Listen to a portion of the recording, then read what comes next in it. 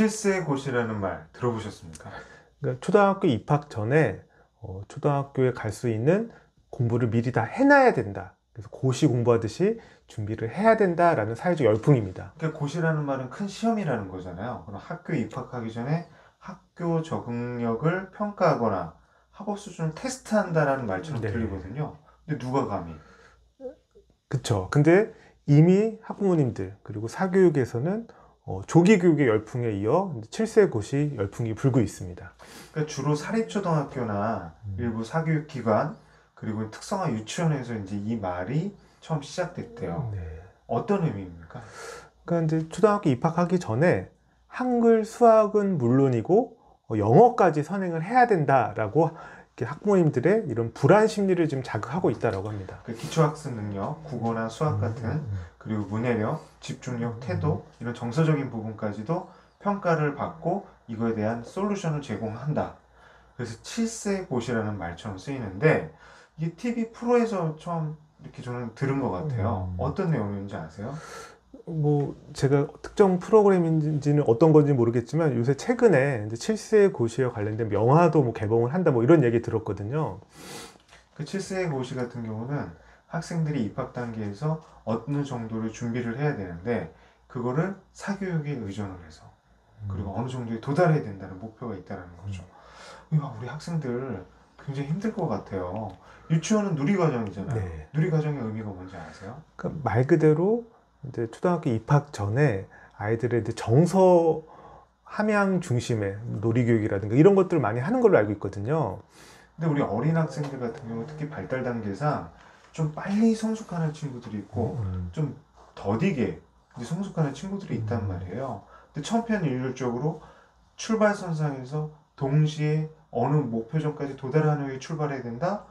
아, 이거 조금 문제가 있다고 생각하는데 학부모님들의 생각은 어떤가요? 그러니까 학부모님들은 우리 아이만 뒤처지면 안 된다. 그리고 준비는 빠르면 빠를수록 좋다. 특히나 이제 영어도 요새 많이 이슈가 되고 있는데 영어 교육은 조기 교육이 필요한 거 아니냐 이런 생각을 하시는 것 같아요. 우리 대선생님이 이제 초등 장학사님이시니까 네. 초등 같은 경우 1학년 1학기에는 어떤 중심의 수업을 하는지 아세요? 그러니까 놀이라든가 체험 중심의 교육을 해요. 그래서 인지 발달 이론상 구체적 조작기가 이제 7세에 시작을 하거든요. 그래서 어떤 개념적 사고보다는 구체적 경험이 중요한 시기가 아닐까라고 생각을 합니다. 근데 저는 이게 걱정이 돼요. 학교생활 적응기인데 이제 1학년에 첫 한 달은 그 적응 기간이라 특별한 교육 활동도 이루어지잖아요. 뭐가 이루어지는지 아세요? 우선은 학교에 우리들은 1학년이라는 그런 네. 적응 활동, 학생들의 그런 적응 활동을 돕는 어떤 교육 활동으로 이루어지거든요. 네. 그래서 학교에 대한 두려움을 갖고 있는 학생들이 학교에 대한 호감도를 갖고 친구들 관계, 선생님과의 관계 만들어가면서 학교에 적응하는 기간인데 실제로는 7세 고시라는 그 어마어마한 허들을 넘고 와야 되는 거잖아. 네. 이게 무슨 의미가 있나? 어떠한 맥락이 연결이 되나? 저는 좀 말도 안 된다는 생각이 들긴 해요. 네, 그래서 이제 비고츠키 학자가 이제 이런 근접 발달 영역을 강조하면서 아동의 자발성 그리고 놀이 중심 활동을 되게 중요하게 여겼는데 이 7세 고시에 과연 아이들이 자발적으로 참여하고 있을까? 어떤 호기심을 갖고 뭔가 즐겁게 배움을 하고 있을까라는 좀 의문이 듭니다. 근데 이제 한편으로는 저도 이제 학부모님들 마음에 좀 동감은 돼요. 그러니까 모든 학부모님들이 그런 게 아니지만 7세 고시를 준비해야 된다 생각하시는 학부모님들도 있잖아요. 그 생각도 어느 측면에서는 좀 타당하다는 생각이 들어요. 우리 사회에서 갖고 있는 이제 학업 그리고 이제 어린 시기에 어떤 학습 결손이 생겨버리면 그 누적적인 학습 결손은 굉장히 크거든요. 그렇기 때문에 처음부터 우리 아이가 준비된 상태로 학교를 보내고 싶다. 이 마음은 공감합니다. 근데 이러한 마음을 이용하는 사교육기가 조금 문제가 있다고 생각해요.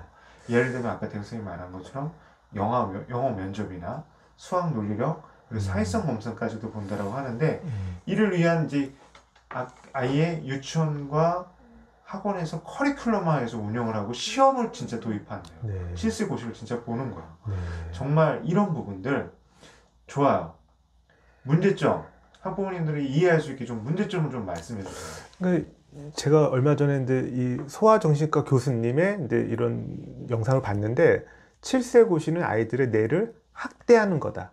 그래서 이 조기 교육이 과도하면 사실은 7세 때는 정서적으로 교감하고 아이들의 정서 EQ가 발달하는 시기인데 거꾸로 아이가 평생에 걸쳐서 문제가 되는 그런 정서 발달의 지연이나 어떤 문제가 발생할 수 있다라고 얘기하시더라고요. 그 이제 우리가 초등학교 저학년 시기 같은 경우 그리고 이제 유치원 시기 같은 경우는 학생들의 발달이 다 똑같지가 않아요. 우리 아이에게 맞는 그 발달의 수준이 있는 거예요. 그리고 이제 그게 점점 이제 가서 고학년이 될수록 아까 말한 것처럼 인지적인 능력도 이제 비슷해지고 그 속에서 어떤 학생들이 노력하는 거에 따라서 달라질 수도 있고 거기서 이제 뛰어난 학생도 발현되는데 이제 유치원 시기 같은 경우는 물론 조기에 성숙되거나 조기에 지능 발달이 이루어지는 학생들이 있어요. 그렇지만 그것이 전부는 아니거든요. 대현 선생님은 어떠세요? 그래서 제가 영재 교육을 전공을 했고, 근데 우리 아이들 영재성이 있다라고 하면 적절한 교육이 필요한데, 이제 그 보통의 아이들은 이제 그 7세 나이에서는 명시적 학습보다는 암묵적 학습이 더 도움이 된다. 그래서 가장 대표적인 게 놀이거든요. 놀이를 통해 여러 가지 친구들과 교류도 하고 지식적 호기심, 여러 가지 정서적 교감까지 할 수 있는 그런 암묵적인 학습을 해야 된다라고 생각을 합니다. 근데 이게 제가 이제 대성 선생님 개인적인 프라이버시가 있기 때문에 말 안 했지만 네.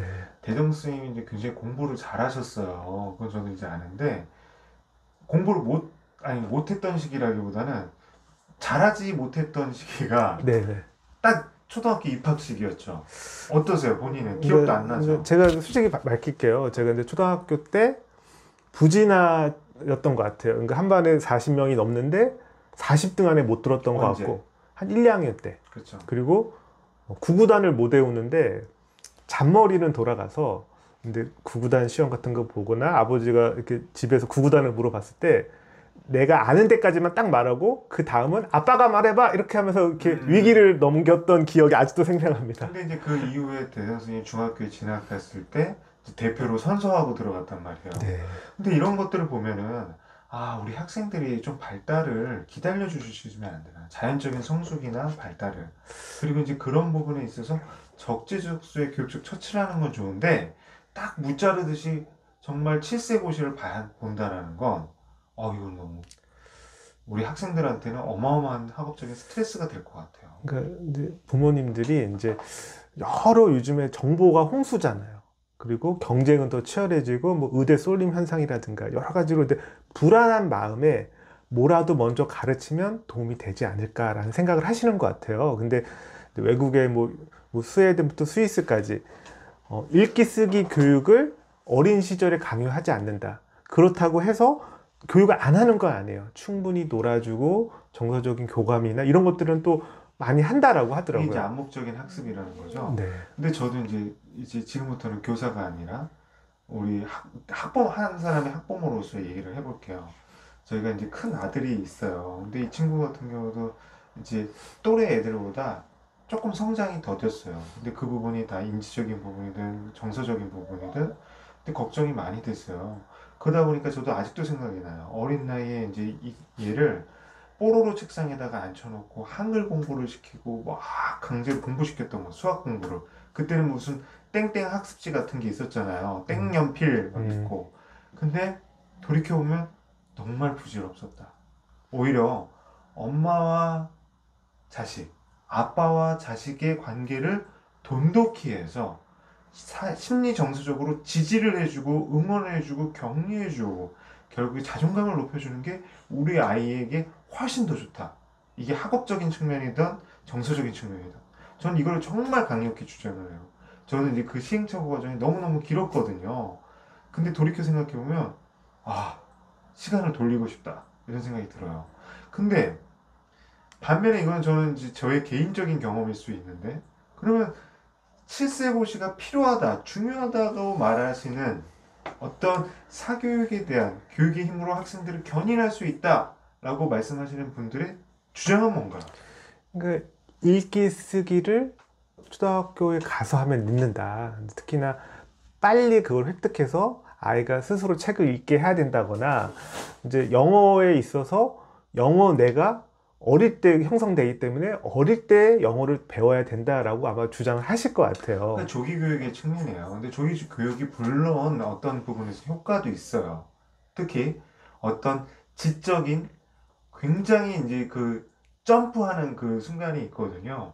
언어 교육은 특히 그렇다는 걸 저는 이제 잘 알고 있어요. 그러나 그렇다 할지라도 7세 고시를 꼭 봐야 하는 겁니까? 그래서 좀 가장 아까 말씀드린 것 중에 하나 자발성이잖아요. 우리 아이가 자발적으로 궁금해하고 엄마한테 더 알려달라고 했을 때 그 분야를 알려줘야 되는데 지금은 좋은 거니까 전방위로 영어, 뭐 읽기, 쓰기, 뭐 초등학교에 배워야 될 내용들을 미리 배우기 때문에 아이들이 호기심이나 공부에 대한 관심을 거꾸로 떨어뜨리고 있는 게 아닌가라는 생각을 합니다. 저는 이제 그런 생각이 들어요. 부모님은 많이들 불안하시죠.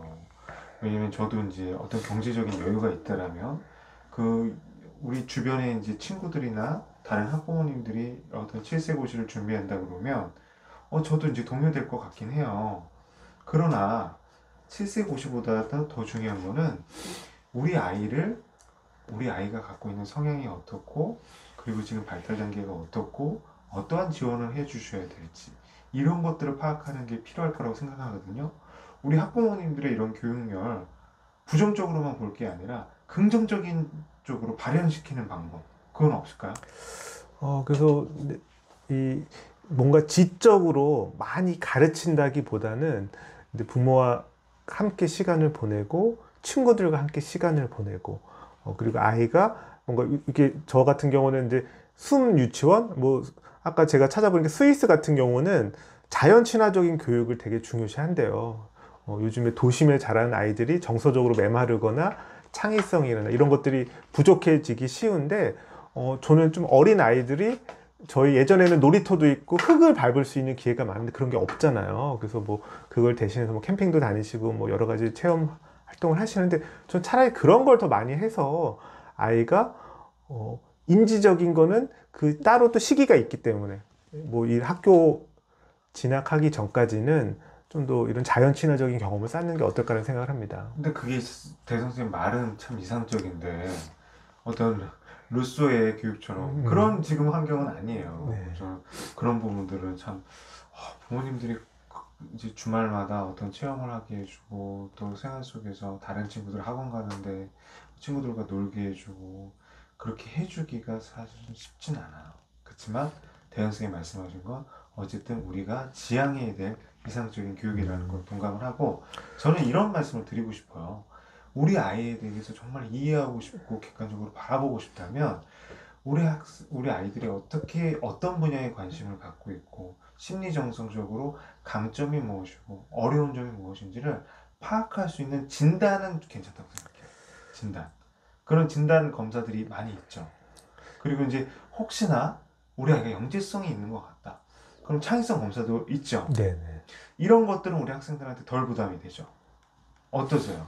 그 아까 저도 이제 영재라면 또 영재성이 보인다라면 적절하게 조기 교육이 필요하다는 건 저도 인정을 합니다. 근데 다만 아이의 그 큰 기대로 우선은 아이가 호기심을 보이지 않아도 하다 보면 호기심 보이는 거 아니야 이렇게 생각하실 수도 있거든요. 그리고 어린 아이가 돌아다니고 막 여러 가지 주위 환경에 관심 갖는 게 많은데 책상에 앉아서 딱딱한 공부하는 게 거꾸로 아이들 악영향이 있다. 그래서 우리 아이들이 좀 자유로운 곳에서 다양한 경험을 할 수 있는 환경 구축이 좀 필요하다고 생각을 합니다. 참 이상적인 얘기를 잘해주세요. 그 이상적인 거를 우리 학부모님들이 실천할 수 있는 구체적인 실천 방법으로서 좀 말씀해 주셨으면 좋겠어요. 이게 이런 게 있더라고요. 우리 아이가 정말 좋아하는 게 무엇인가. 우리 대선생님 항상 말씀하시는 강점 혁명 있잖아요. 네. 우리 아이가 좋아하는 것을 촉진하는 게 중요해요. 우리 아이가 좋아하지 않는 것을 강제로 하게 하는 거는 이거는 우리 아이한테 스트레스고 그리고 부모님과 아이의 정신건강을 위해서 좋지 않아요. 예를 들어서 말씀을 드릴게요. 어떤 아이는 정말 책을 좋아해서 엄마 아빠하고 도서관 가는 게 정말 큰 즐거움이고 행복일 수 있지만 어떤 학생들은 돌이켜볼 때 난 정말 끔찍했다.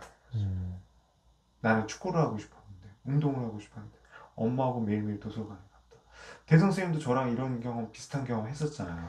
어렸을 때 대성 선생님하고 저하고 피아노 학원을 다녔었어요. 네. 어떠셨어요? 그러니까 우선은 피아노는 배운 거는 후회는 안 되고 도움은 됐는데 내가 관심 있어서 한 건 아니었던 것 아니, 같아요. 피아노는 좋았어요?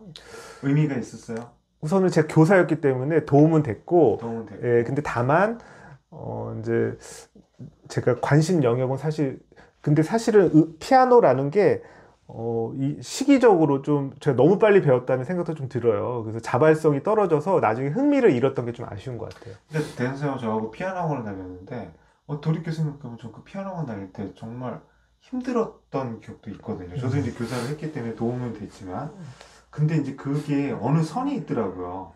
어떤 소양을 기르기 위해서 경험의 차원에서 다양한 경험을 하는 건 좋은데 정말 우리 아이가 어느 수준에까지만 하고 다른 걸 정말 하고 싶어 한다면 하고 싶은 거를 지지해주고 응원해주는 게 필요할 것 같아요. 그래서 저 같은 경우도 이제 그 당시 컴퓨터 학원을 너무너무 재밌게 배웠고 그때 배웠던 컴퓨터 베이직 알아? 그러니까 그 기억이 나요. 아직도. 네, 아직도 하고 있고 그거를 써먹고 있어요. 네, 그러니까 이게 참 음, 신기하죠. 그래서 저희가 이제 그런 것들을 해요. 저도 이제 저희 딸을 키울 때 정말 남들이 좋다는 거 다 시켜봤어요. 다 해봤어요. 그렇지만 지금 우리 아이는 그때에 대해서 어떤 좋은 추억으로 기억하고 있나? 아니면 자기한테 정말 도움이 되나? 아니면 정말 그걸 갖고 이제 어떤 자기 진로나 진학을 고려하고 있는가? 그건 아니더라고요. 그래서 이제 목표가 우리 아이의 진로 적성이나 다양한 경험을 위한 거라면 저는 괜찮은데 7세고시 뉘앙스는 7세고시를 통과해서 초등학교, 중학교, 고등학교 가서 의대라든가 전문직으로 아이를 키우겠다라는 부모님들의 마음이 좀 담겨 있는 게 아닌가. 근데 말씀하신 것처럼 아이의 재능이나 관심이 다 달라요. 그럼 거기에 맞춰서 다양한 경험이나 교육을 하는 건 저는 좋다. 다만 목적이 우리 아이보다는 부모님의 목적이 우선된다면 조금 저는 우리, 우리, 반대합니다. 우리 대현 쌤은 항상 공자님처럼 말씀하시는데, 네. 아, 참, 그러니까 참 그래요. 저는 이제 대현 쌤은 여러 가지 성공 사례가 있죠. 자녀 교육에 있어서. 근데 저는 돌이켜 생각해보면 참 지금 지나면, 부모도 걱정이 되기 때문에, 부모도 부모로 다 처음이잖아요. 첫 번째 우리 아이를 낳고. 그렇기 때문에 이제 부모님들도 잘 모르고, 그리고 그 불확실하고, 걱정되고, 두렵다는 생각이 들어요. 근데 그거에 편승해서 어떤 이익을 편취하거나 어떤 쪽으로 유도하는 분들이 있다면 그 부분은 정말 객관적이고 종합적으로 부모님들이 판단을 내려주셔야 돼요. 저는 그래서 이런 얘기를 하고 싶어요. 사교육 꼭 필요하죠. 공교육도 꼭 필요하죠. 근데 우리 아이에게 가장 중요한 거는 맞춤형 지원이다. 우리 아이가 우리 아이한테 맞는 지원. 남들이 한다고 해서 무작정 다 한다라고 해서 되는 것은 아니다. 그래서 저는 이제 자녀가 뭐 중학교, 고등학생인데 얼굴 보기가 어려워요. 근데 이 초등학교도 입학하기 전부터 아이가 이 부모와 떨어져서 밖으로 이렇게 학원을 다닌다거나 사교육에 의존하는 거에 대해서는 조금 반대한다.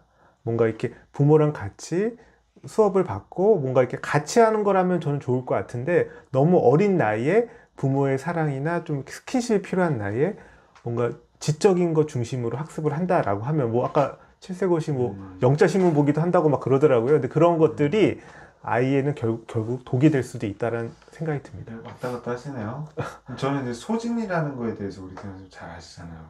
소진 현상 뭐죠?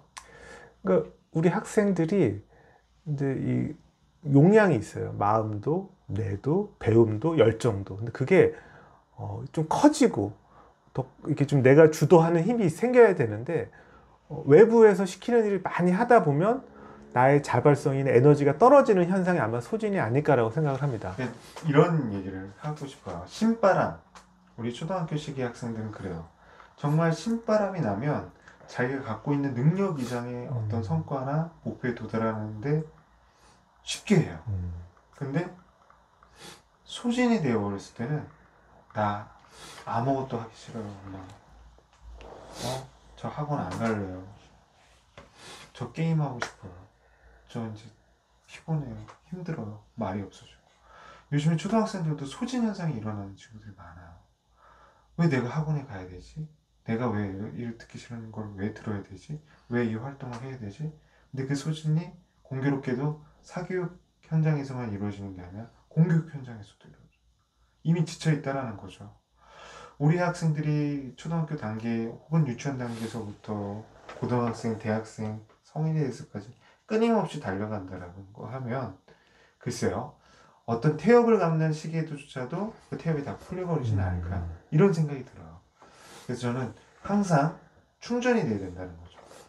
선순환이 돼야 돼요. 그런 관점에서 부모님도 자녀를 지원해 너를 위해서 내가 이렇게 희생한다, 너를 위해서 지원한다라는 게 아니라 우리 아이들의 입장에서 생각해 주십사 좀 그런 부탁을 드리고 싶습니다. 그래서 저는 이제 우리의 뇌는 그리고 우리의 신체는 과거 몇천 년 전이나 지금 크게 바뀐 게 없는데 삶의 방식이 너무 바뀌어서 되게 우리가 힘들다. 근데 우리 아이들 입장에서 봐도 우리 아이들이 사실 우리 어릴 때 생각해봐요. 7살 때 마음껏 뛰놀고 뭐 친구들하고 놀러 다니고 그럴 시기에 부모님이 시키는 그런 학원으로 돌고 있다라고 한다면 아이의 스트레스라든가 아이의 여러 가지 발달에 저는 분명히 악영향도 있다라는 생각이 들기 때문에 우선은 아이의 자발성이나 흥미를 해치지 않는 수준에서의 이런 조기 교육이 필요하다라고 생각을 합니다. 조기 교육 필요하다. 그렇지만 강제로 하거나 자발성이 결여된 건 이제 안 된다. 그렇죠. 네.